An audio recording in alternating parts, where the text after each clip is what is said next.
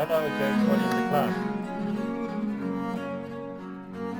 I got Yeah, it's more people waiting, yeah. I like this technology. I mean, I've never done this Skype thing with Mexico, never. Yeah, So it's first time. it's truly amazing. um, so you already did a Skype this morning. I see. You just sent me a link. Yeah, with Moscow. This was an interview with Russia Today, Oh, okay. and they wanted to talk about the war in Ukraine. Okay. And the good thing for me is I don't have to travel to Moscow or to Mexico, and we can just talk to each other, which is Yes. Yeah. that's the idea of peace research, talk to each other and not bomb each other. It's much cleverer. And to share and disseminate this information, which I think is very Yes, yes, and to debate, to share ideas, to actually, I think life is interesting. It's a good time to be alive. yes, yes. And well, speaking of the peace research, so we've read part of NATO's secret armies, and Okay, we glad know to hear. we know you've published other material on oil, and I didn't know until recently that you founded the Swiss Institute for Peace and Energy Research. Can you very quickly tell us about your institute? Okay, yes, I founded this institute here in Switzerland in 2011, so it's 4 years ago, because I'm convinced that there's a link between energy on the one hand, oil, gas, nuclear energy, photovoltaics, wind, and on the other hand, the war in Iraq, for instance, the war in Afghanistan, the war in Libya. So there is a link between peace and energy. I'm very much convinced that this is an important area for research in the 21st century. Okay. Um, and then I guess let's go back to NATO's secret army, and even before then, because I'm curious as an educator, and one of the reasons I do this is to get the students thinking, and I believe we need new generations of people like yourself, researchers like yourself. And so what was it that made you start thinking critically and begin questioning conventional narratives, when you were a young student?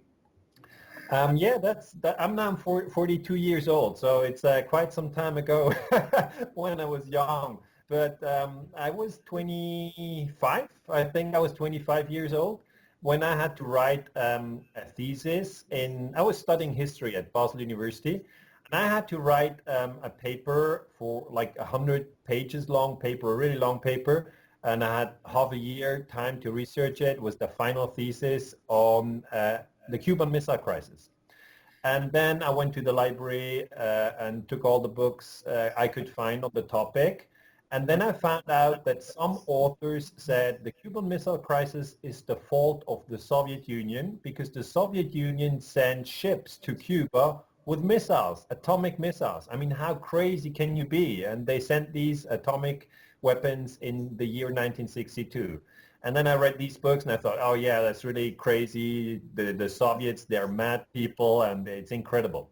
And then I read another book which said, no, the Cuban Missile Crisis, that's actually the Americans who are stupid because they tried to overthrow the government of Fidel Castro and they made an invasion, the Bay of Pigs invasion in 1961. And, only this invasion then later triggered the Soviets to send missiles to protect Fidel Castro. So really, it started not far away from Mexico, where my interest into international politics was really awakened. And then I thought, well, wait a moment, who's right? I mean, you have two different books. And that's, 10 different books or websites today.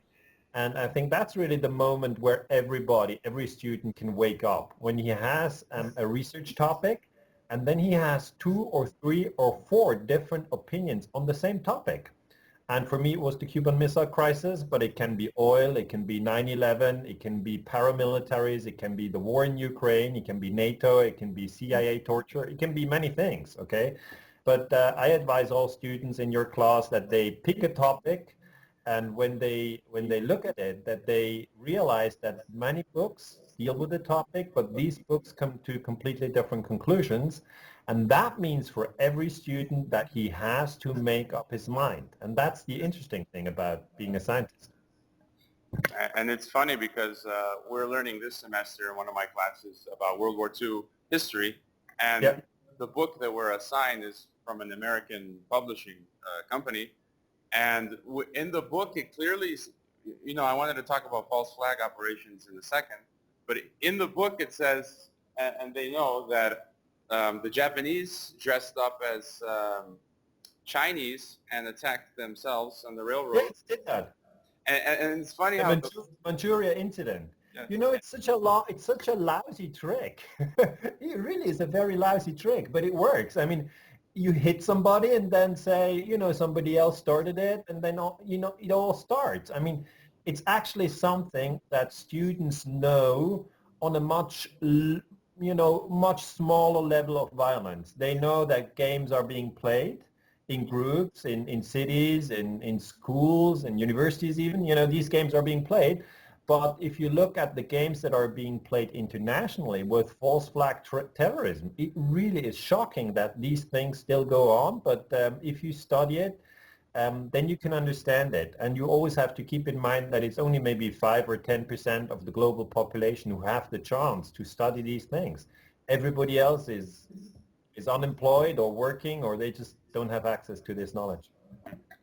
And the scary thing was in our book, it clearly described what the Japanese did, how Hitler did this, but it never talked about the U.S. The U.S. was great, and they totally admitted the U.S. false flag attacks, like Pearl Harbor, in a sense, or Lusitania. Yeah. But that's something everybody has to wake up to. We have 200 states all over the world, and not all 200 states have the same power. I mean, take Costa Rica and take the U.S. They don't have the same power. Everybody can see it. And then obviously you have Russia, or you have Brazil, or China, you have the U.S., you have big countries, or Germany. And you ask yourself, who's the most powerful country on this planet today? And it clearly is the United States. So as a historian, I always explain my students, or in interviews or in lectures, I always say, U.S. is an empire. The only question is it a benevolent empire, a good empire that tries to help everybody, or is it an empire that is just following its own interests? And if you look at how you actually define an empire, you have to look at how big is its economy. You take the gross domestic product, the GDP, and obviously the GDP of the US is the biggest. So you already have an indication that this is a powerful country. Secondly, you look, what's the most important currency of the world? And it's not the euro, it's not, and it's not the yen either, it's the dollar, okay? So, okay, you say, okay, they also have the most important currency of the world. And then third, you ask yourself, well, who has the biggest amount of aircraft carriers? Everybody knows aircraft carriers. They're huge ships where you can land a fighter jet on, and it's the United States. They have 10 aircraft carriers, and like the British, I think, have only one, or the Russians have only one, or the Chinese have only one. They're very expensive. And then the fourth question you have to ask yourself is, who actually has the most military bases around the world? And you are all familiar with Guantanamo. That's an American military base in Cuba. But that's not the only one. They have a military base in Diego Garcia, which is in the Indian Ocean. You have Bagram Air Force Base in Afghanistan. They have Ramstein, which is in Germany. They have military bases in Italy. They have obviously military bases in Japan. I don't know what they have military bases in Mexico. As far as I know, no, but I do know that they have a giant complex building in Mexico City where they spy on us from Mexico City. So. Yeah, I mean, that's where you have to listen to Edward Snowden. He basically explained how that works with the spying, and I think he's very brave and courageous to come forward. He was only 29 years old, so never think that you can only make a difference when you're 60. Actually, when you're 60, it's too late. But what I wanted to say is you have to understand that the US is an empire, and this force of the empire stretches even into books, because you started with this question, why in books do we only learn about false flag operations of the Germans or the Japanese and not about false flag operations of the US? Because if the book is printed in the United States, or written by a professor in the United States, it will say the United States is sometimes engaging in wars, yes, but only to help the people. They only do this for human rights. And this is something which you can either believe or you can't believe. I don't believe it, but I don't know how you guys in Mexico think about it. I mean, there are many people in the US who don't believe it. I mean, I met Noam Chomsky once in Boston. He's a professor there. And he said, it's all nonsense. It's not true. But, an empire has to say, I'm here to help. And they can never say, I tried to get more power or I tried to get more money. People wouldn't like that. No, I find many Mexicans, we totally agree with your worldview as opposed to Americans because, I mean, you know what's going on in Mexico. We're living through this insecurity and the state-sponsored terror. They killed 40 students last year. Yeah, I've heard that. Totally shocking. Absolutely shocking. So, and I think that's why people in Mexico understand that violence is a problem. And, that's here in Switzerland, it's different. People sometimes think, oh, everything is fine. I have my job. My kids can go to school. And I tell them, according to a new study in Iraq, 1 million people have died since 2003. That's a study of international physicians against the prevention of nuclear war. So these are doctors, okay, medics. That's the guys you go to when your knee is broken or when you can't breathe well, okay? I trust these guys. These are doctors. And they say 1 million people died in Iraq since 2003. And obviously that's a war which the American empire started. And I don't understand why you can't read that in the newspapers. You just can't, because many people who write newspapers, they don't want to lose their jobs. And so they only write nice things about the U.S. And that was my next point before asking about NATO's secret armies, where why don't many people follow examples? For example, your example, do you know personally or of many people who dare to pursue the truth into such deep waters? You said you were afraid of losing your job. I'm not sure. I met once the French geopolitics instructor. I can't pronounce his name very well. Aymeric Chaprade, who's now a member of the National Party in France. And I know he published a book on geopolitics discussing 9/11. And he was blacklisted, I believe, at French universities. I mean, now he's doing okay, but I mean, are many people speaking out? They're afraid to lose their jobs? No, not many people speak out. Many people, tell me things when we're offline, okay? When we're not in front of a camera, when we're not on a podium in a university room, when we're not, just like at 12 o'clock at night when everybody has had 3 glasses of wine. That's when people say, I don't think that we've been told the truth about the Iraq war. These are all lies, and Bush and Cheney, they're actually war criminals, and I'm quite disgusted about CIA torture, and I don't like the National Security Agency spying on my mails. That's when they say it. But during the day, they say, okay, the U.S. democracy is trying to stabilize European security by sending troops to Germany and reinforce NATO security. So you basically have 2 different sorts of languages. And one sort of language is the language which says, the empire is good. We have no problem with the empire. And the other form of language is when you're just in your small group and you then really share what you really think. And I think that's wrong. I think, as researchers, we should always put forward our analysis. If we make an analysis, I made an analysis about 9/11, and I came to the conclusion that this 3rd building, World Trade Center 7, that it collapsed, but it was not hit by a plane. And still today, I'm totally convinced that this building was not hit by a plane, but it collapsed. So I was then working at the ETH, that is the Center for Security Studies, in Zurich. That's another city here in Switzerland. And, I said, we must research this.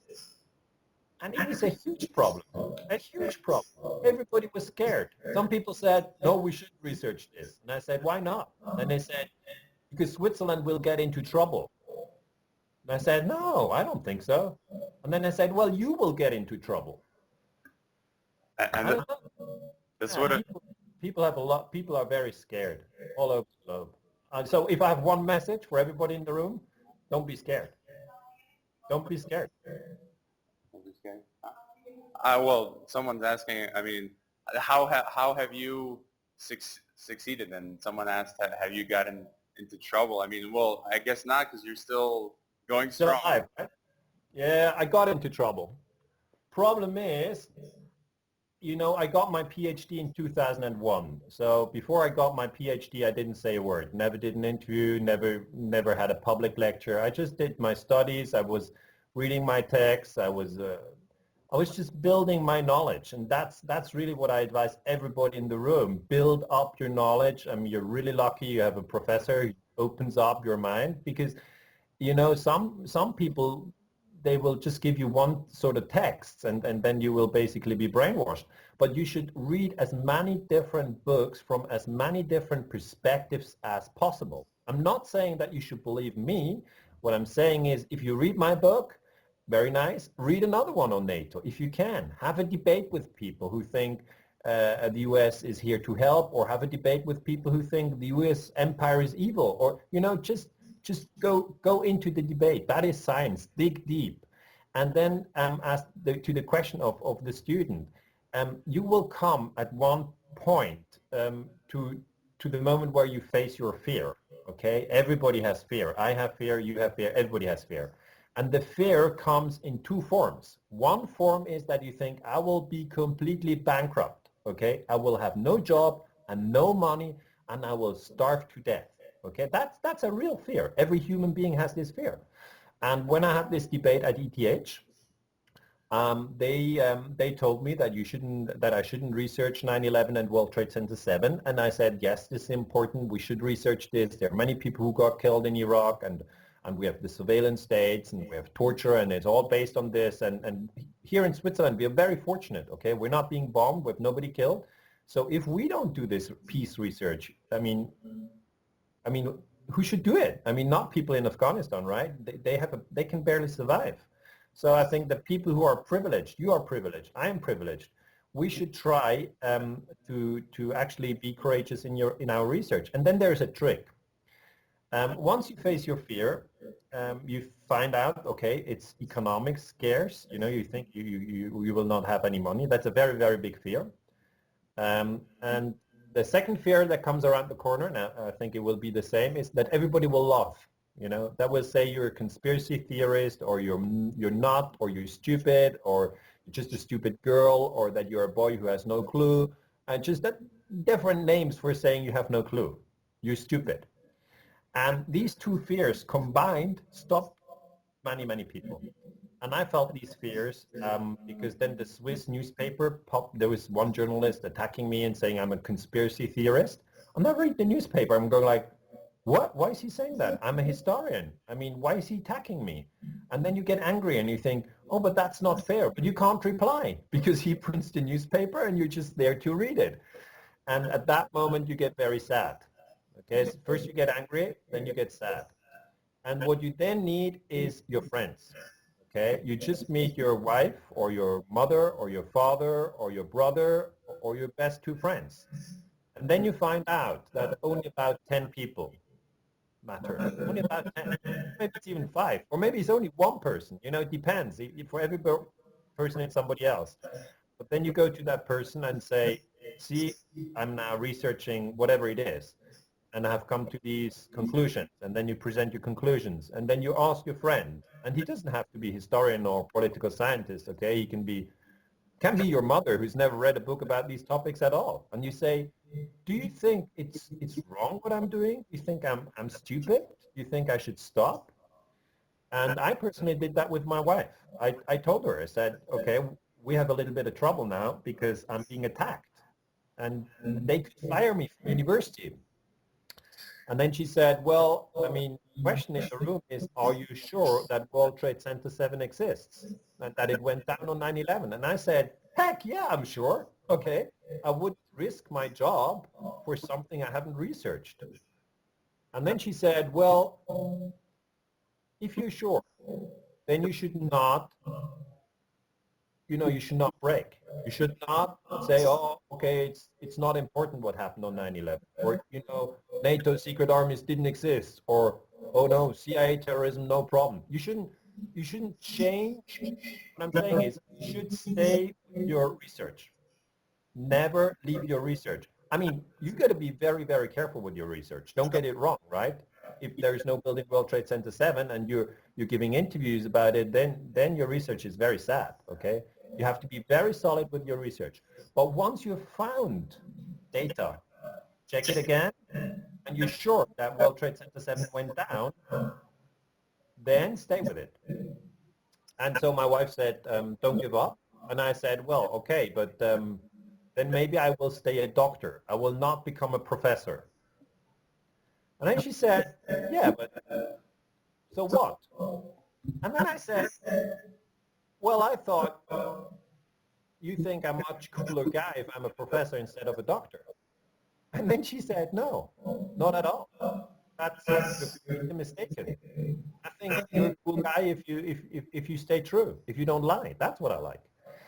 And at that moment I said, okay, but there's a problem. We're paying 2,000 Swiss francs for our rent here. So that's $2,000 a month for the rent. And if I don't have my job anymore, we can't pay the rent and we have to move out. And then she said, I'm not scared of that. Okay, then we move out. We'll find something cheaper. And then I said, you're serious? And she said, yes. And after that moment, and that's really interesting, after that moment, I felt completely relaxed, okay? I did not have this, oh, it's very dangerous feeling anymore. I had this feeling of, okay, my wife, and I asked a good friend of mine as well, a good friend of mine said, hey, these are very important topics. I mean, continue your research into NATO secret armies. And don't give up. And then suddenly you find that your family and your friends are the most important.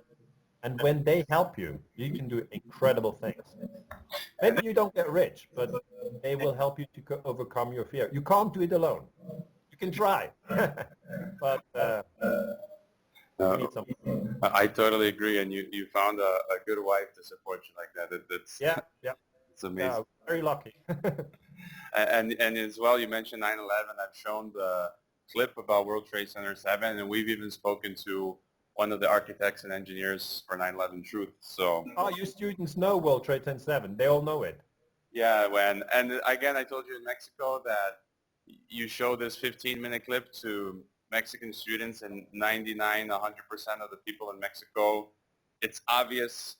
But to Americans, we have a few American students or people in America.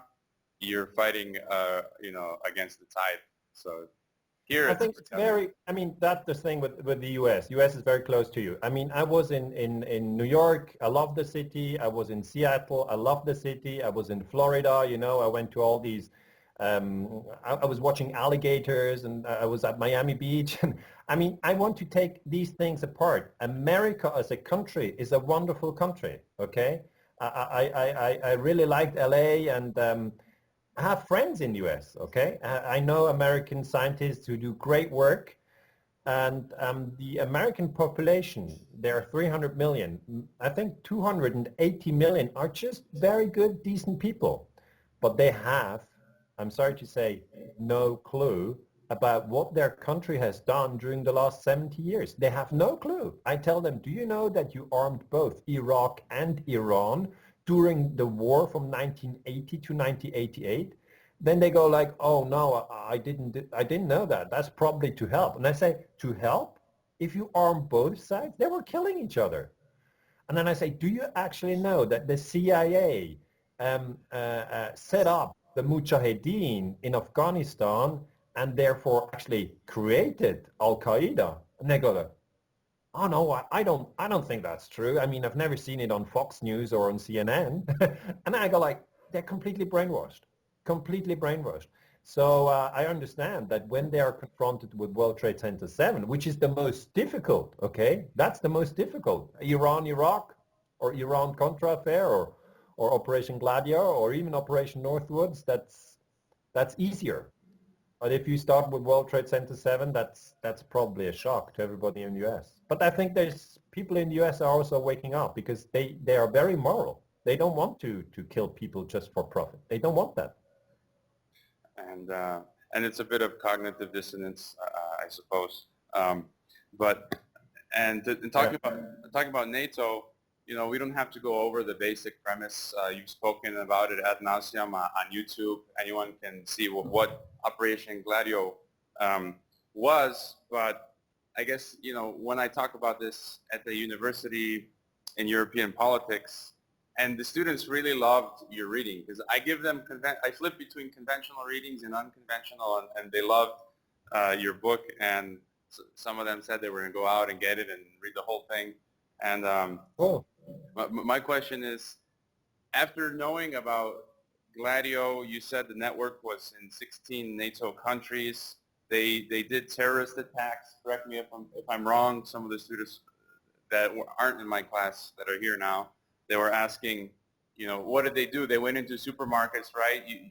And you detailed where they shot shoppers, right? They blew up, they destroyed a school bus, school children, things like this, terrorist attacks, yeah?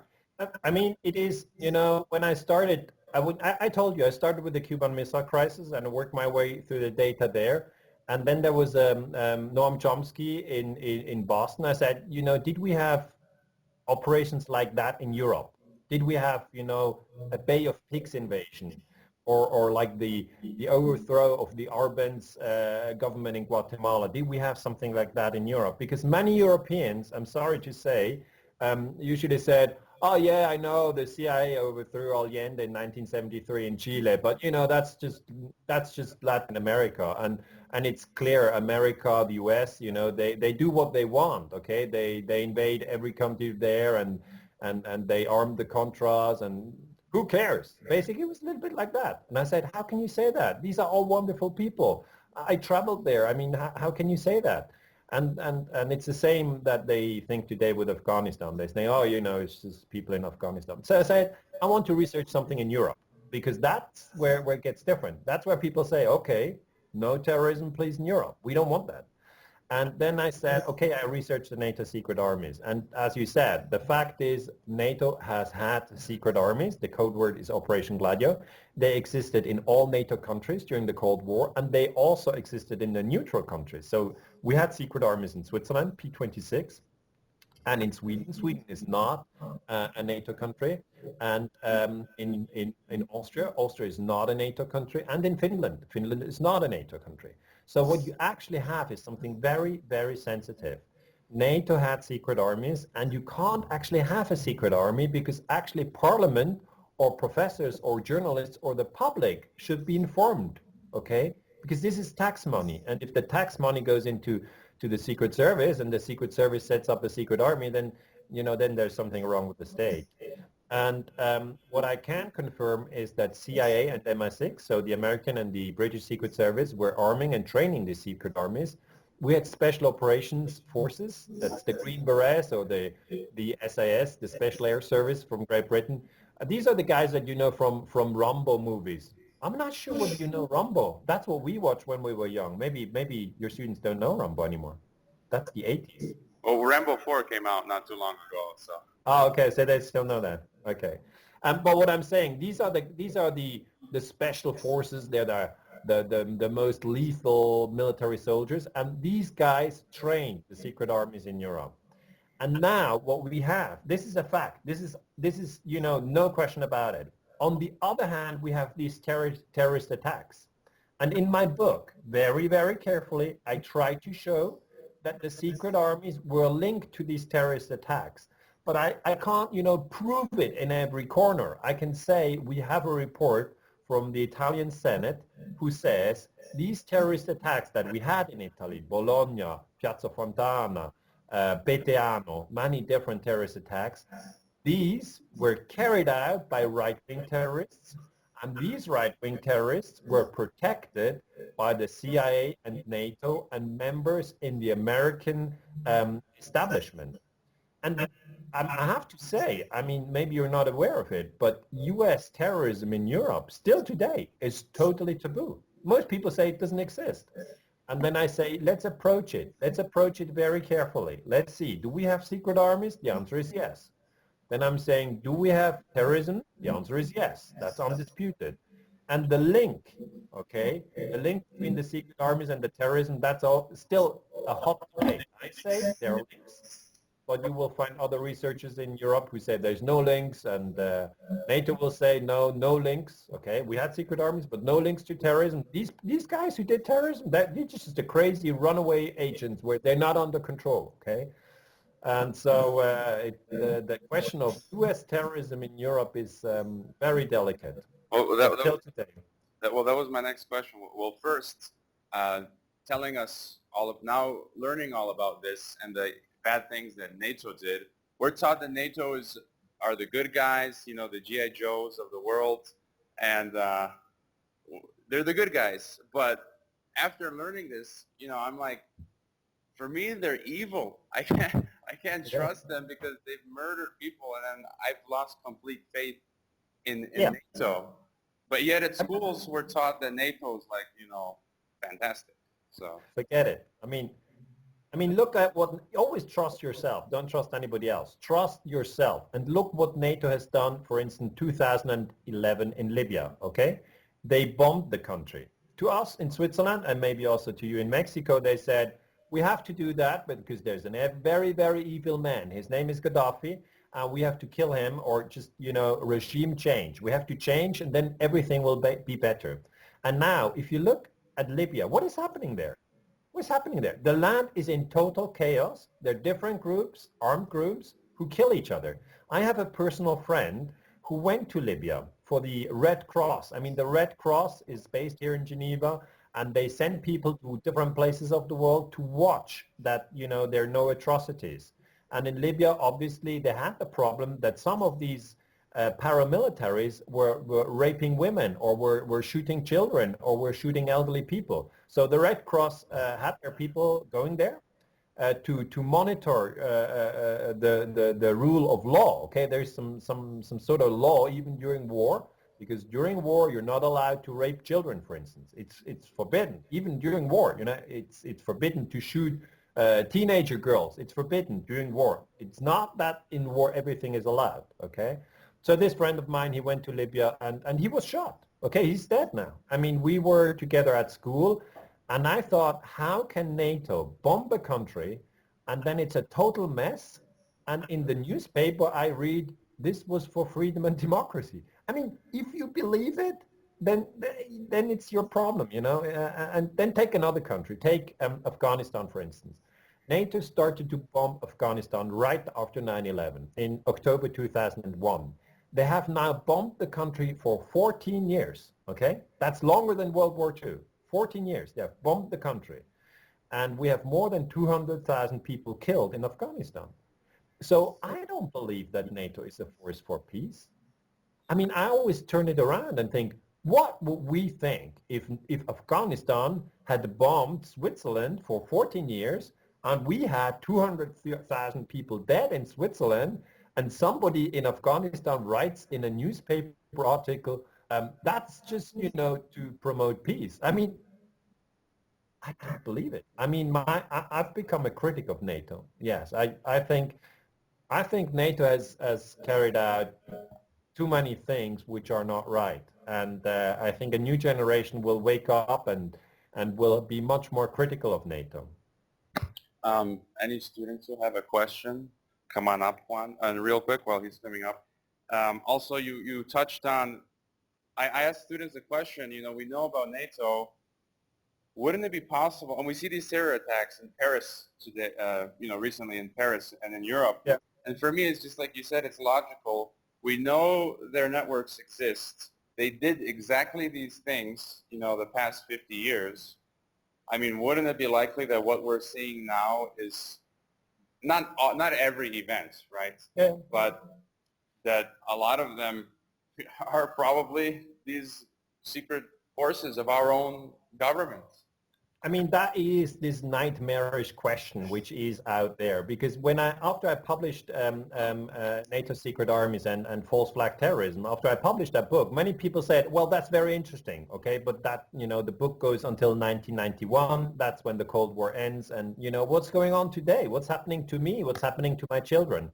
And I've always said, well, we must look very, very careful when we see a terrorist attack. We had terrorist attacks in Madrid. We had terrorist attacks in London. We had now terrorist attacks in Paris. We had terrorist attack in New York. Whenever you have a terrorist attack, be very careful, okay? Don't take the newspaper on the first day and believe everything it says, but, do your own homework, do your research. If you think terrorism could be used, I'm saying could, be used to shock everybody and make people scared of other people which NATO wants to bomb. I'm putting it that way. In Paris, in January 2050, we had this terrorist attack, Charlie Hebdo. So basically it's two guys, armed guys who go into a newspaper room, shoot everybody, and then drive away with a car. That's the short story, 12 people killed. 12 people, if you compare that to the 220,000 people killed in Afghanistan or the 1 million people killed in Iraq, 12 people is not a lot, but remember, this is Europe. So these, and this is racism, but it's real racism, these 12 value much more than the 12 killed in Pakistan by US drones, okay? And so the Europeans look at it very carefully. And what I've seen is that the two killers who carried out the attacks, when they drive away, they change their car, the car in which they drive away, and one of these guys leaves his identity card in the car, okay? Now you can say bad luck. He just forgot his identity card. Possible, maybe it was like that. But maybe that's a lie, and somebody put the identity card there to make it look like, these were militant Muslims, and then afterwards NATO can come and say, now we have to bomb Syria and we have to bomb Iraq and these people are dangerous, and if you don't believe it, you will have a terrorist attack in the city where you live. I mean, you can actually shock people with terrorism, that's for sure. And what I found out with my research on 9/11 is that it is very, very difficult. I mean, 9/11 is the biggest terrorist attack in history. So if you research anything in terrorism, take 9/11, 30,000 people killed. And that's the biggest terrorist attack. And when it's so difficult to even find the truth in the biggest attack, then you can understand that it is very difficult to research terrorism. But let me add one thing. Some people have come to me and said, okay, so you think that sometimes terrorism is manipulated? And I say, yes. And then they say, okay, and you think 1 million people died in Iraq? And I say, yes. And they say, okay, you think that the US attacked Iraq without a mandate of the UN Security Council? And I said, yes, certainly, that's a fact. And then they say, how do you sleep at night? How can you walk in the street with a smile on your face? I mean, isn't the world a very sad place if your research is true? And then I say, wait, my research is not on human beings in general, okay? Most human beings, and I'm sure most in your class and most people you know, they don't want to kill anybody, nobody. They want to fall in love, okay? That's the most. They want to have a nice body. They want to make some money. They want to drink wine. They want to go on a vacation. Make the check, okay? Anybody out there who thinks, what I really want to do tomorrow is, behead my neighbor? No. Most human beings don't want that. And that's why if you research these extreme violent things like Iraq War or 9/11, that's called extreme violence, okay? Keep in mind that only like 1 or 2 or maybe 3% of the world population is involved in these things. If you take 7 billion as the world population, that's 70 million people. You can say, okay, 70 million people is a lot, but 70 million, it's not your neighbor, it's not your brother, it's just a minority. We are the majority, 95, 96, 97 percent of the world population don't want that. And we let the others get away with it. We have a question here from our friend from Colombia. Sure. Hello, Mr. Ganser. Hello. Hello, nice to meet you. What's your name? Camilo. Camilo. Hi, Camilo. Hello.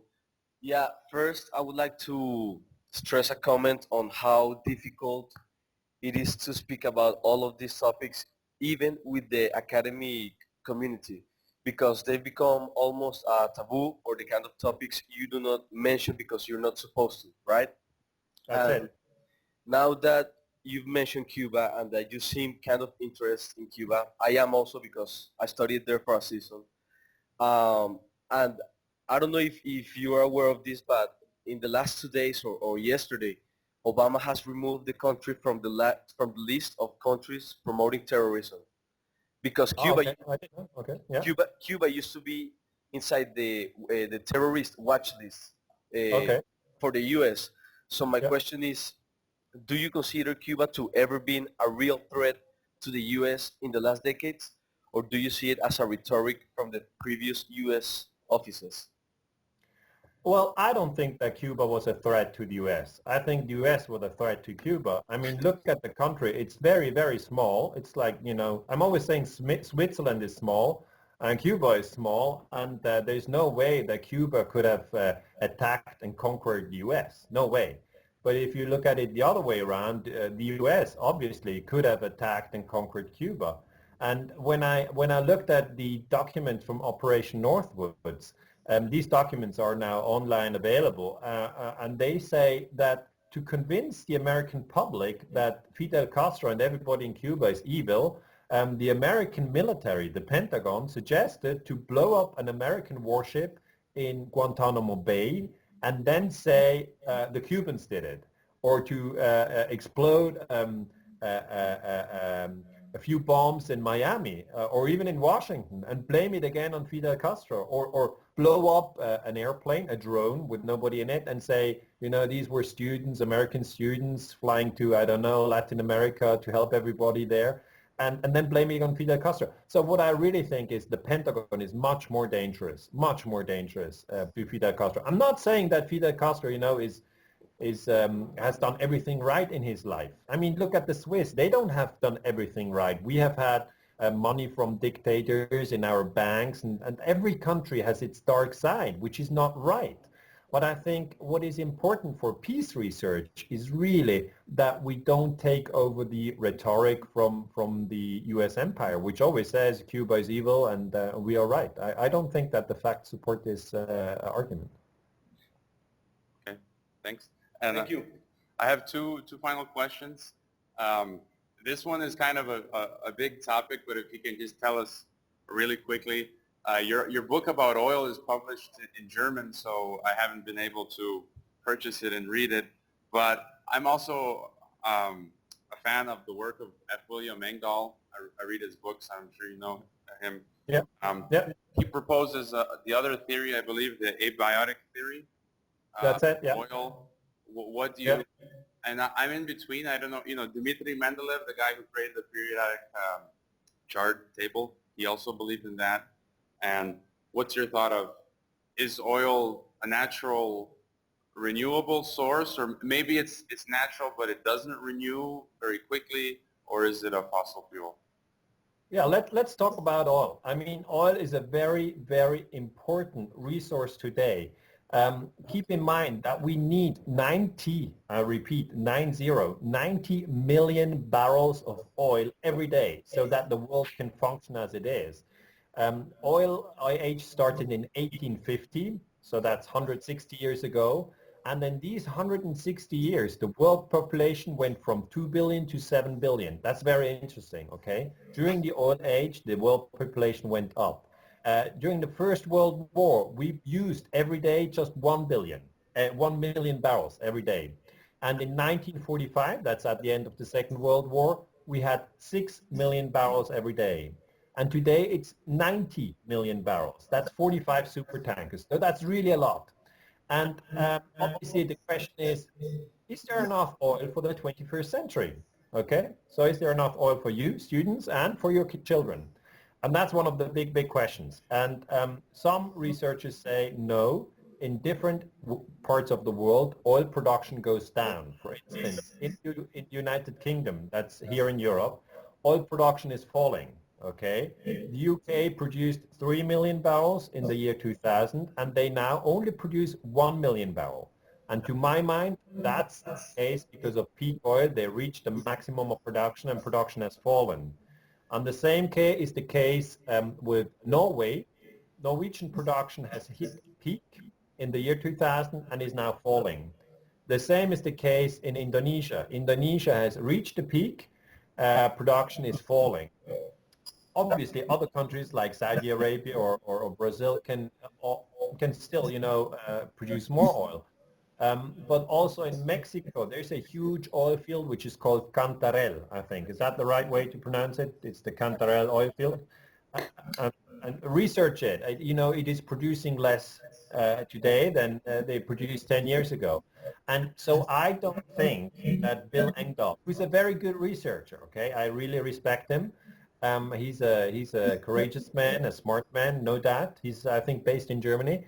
And I spoke to him over the phone about this question of whether it's finite or not, and we disagree. Okay, he thinks oil is endless. It comes again out of the ground, and these reservoirs fill themselves. That's the so-called abiotic theory, and I disagree. I think oil is a finite resource, and we're depleting oil reserves, and we're fighting oil wars, and we're heating up the climate. And so there you have an example of two researchers who are both very independent.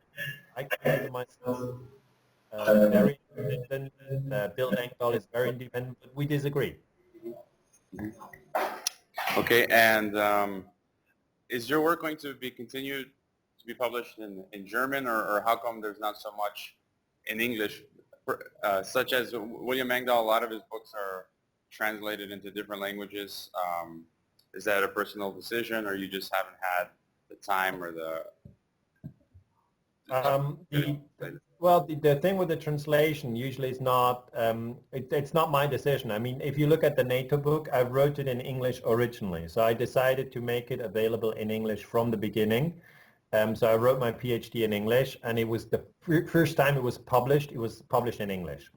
And then only later it was translated into Italian, into German, into French, into Spanish, into Russian, into Turkish, into Greek, some 10 languages, okay? But I didn't do these translations. I have no influence on them. It's basically somebody asking me from Greece or so, or from Turkey, saying, I read your book, I think it's very interesting, I think it should be published here in Turkey. I'm the publisher so-and-so, and then I say, okay, talk to my publisher in London, and you have to buy the rights, and then you can publish it. And now this other book on oil, I wrote it in German, okay? So the original language there is German. And so far, no publisher in Spanish or in English has said they want to translate it. But if somebody comes, it's usually a publisher, who has to ask, and if they say they want to publish it, I'm usually okay with it. I'm not against the books being translated, but I don't have the time, obviously, to do it myself. Okay, and final question. So, I'm always telling my students to be brave, to search for the truth, not to be afraid, of speaking it. And what final words of wisdom do you have for the next generation? The next generation is the future, so that's for sure. And I hope that you will always follow your heart, okay? If you want to be happy in your life, and I think everybody in the room wants to be happy, you have to use your heart and your mind together. That's a trick. And if you do your research and your mind finds out very interesting things, don't lose faith, okay? Don't start to say, oh, people will attack me, or I won't get this job, or I can't do that, so I shut up. I have friends who say, I shut up now, and when I'm 60, when I'm retired, I'm going to write a really critical book. This doesn't work. It doesn't work. If you postpone your integrity until you're 60, your life is over, and then it's too late. And so my message really is, be very, very good researchers, and be confident that many people across the globe are interested in peace, okay? We are the majority. People who are interested in peace are the majority. I'm saying we will always have conflicts. Everybody has conflicts every day with the neighbor, with other people in the traffic, with a father, with a friend, and then we yell at each other, and that's okay. Okay, conflicts are fine. Conflicts are very good. They help us to grow. They help us to, to develop. Conflicts are fine, but we should not solve conflicts with violence. We should not shoot somebody because he has written a book we don't like. We shouldn't behead somebody because he has another religion. We shouldn't burn somebody because we disagree with him, and we shouldn't rape somebody because he doesn't want to have sex with us. I mean, it's always the same point. We should not use violence, and that's really the core message. I know this is no news, okay? I guess this is what you thought before, but I just wanted to tell you you're right. Okay, and well, thank you so much for taking the time. With us, and here, there's more students. You can't see them all. The class Very good. goes No, out. and enjoy life. I mean, life is good. I mean, you probably think these guys who research false flag terrorism, they must be totally depressed and they don't trust any human being anymore. That's not true. Keep in mind, these extreme violent cases are from a minority, okay? And this minority exists, okay? Let's not get fooled that this is just something which doesn't exist. This minority exists, but ask around among your friends and you will find most of them, they want to fall in love. The guys want to buy a nice car, and it's all very normal things. They don't want to kill anybody, really not. Okay, and thanks a lot, and good luck. Best. Have a good night. Have a good night. Best wishes. Bye. Bye-bye. Bye-bye. Thank you.